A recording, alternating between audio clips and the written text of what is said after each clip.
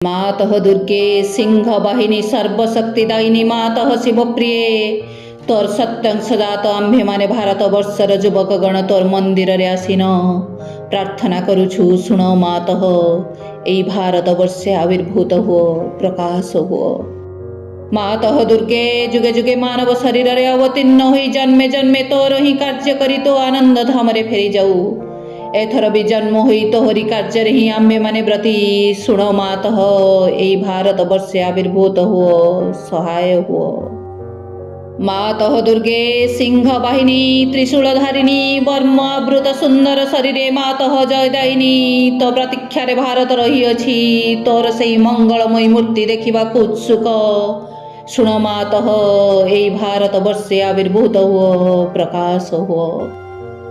मातः दुर्गे बलदायिनी प्रेमदायिनी ज्ञानदायिनी शक्ति स्वरूपिणी भीमे सौम्य रौद्र रूपिणी जीवन संग्रामे भारत संग्रामे तोर प्रेरित योद्धा आम्भे माने दिय मा प्राणे मने असुरर शक्ति असुरर उद्यम दिय मा हृदय रे बुद्धि रे देव चरित्र देव ज्ञान।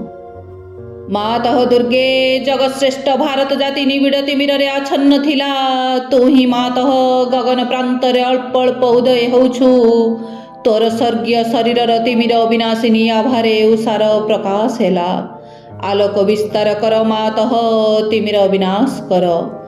मातः दुर्गे श्यामला सर्व सौंदर्य अलंकृता ज्ञान प्रेम शक्तिर आधार भारत भूमि तोर विभूति आज पर्यंत शक्ति संहरण रे आत्मगोपन करिथिला।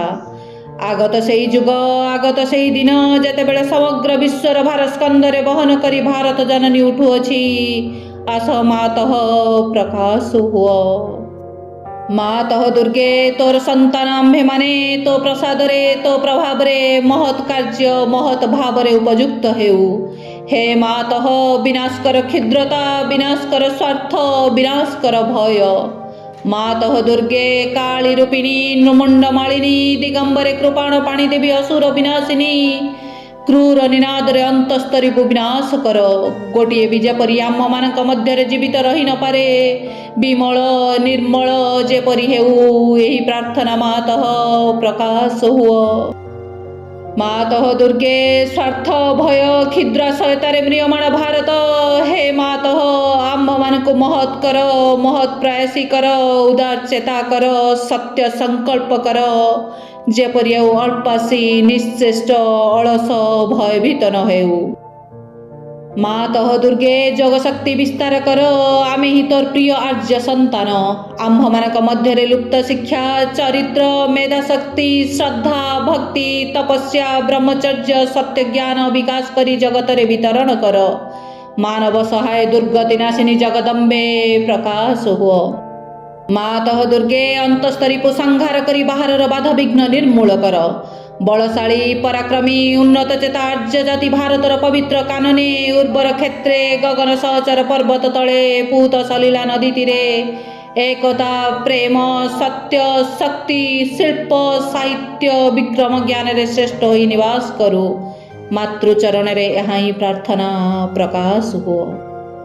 मातः दुर्गे आम्भ मानक मध्य जगबल रे प्रवेश कर आम्भे माने होई उठिबु तोर जंत्र अशुभ विनाशी तरबारी अज्ञान तिमिर विनाशी प्रदीप भारतर युवक गणकर एही वासना पूर्ण कर। जंत्री होई जंत्र चलाओ अशुभंत्री होई तरबारी घुराओ ज्ञान दीप्ति प्रकाशिनी होई प्रदीप धर प्रकाश हुओ। मातः दुर्गे तते पाइले आउ विसर्जन करिबु नाही श्रद्धा भक्ति प्रेमर डोर रे बांधी रखिबु आस मातः आम्भ मानक मन प्राण शरीर रे प्रकाश हुओ। वीर मार्ग प्रदर्शिनी आस आउ विसर्जन करिबु नाही। हे मातः आम्भ मानक समग्र जीवन हेउ निरवच्छिन्न दुर्गा पूजा आम्भ मानक सकल कार्य अविरत पवित्र प्रेममय शक्तिमय मातृसेवा व्रत हेउ यहाँ ही प्रार्थना मातः भारत रे आविर्भूत हुओ प्रकाश हुओ।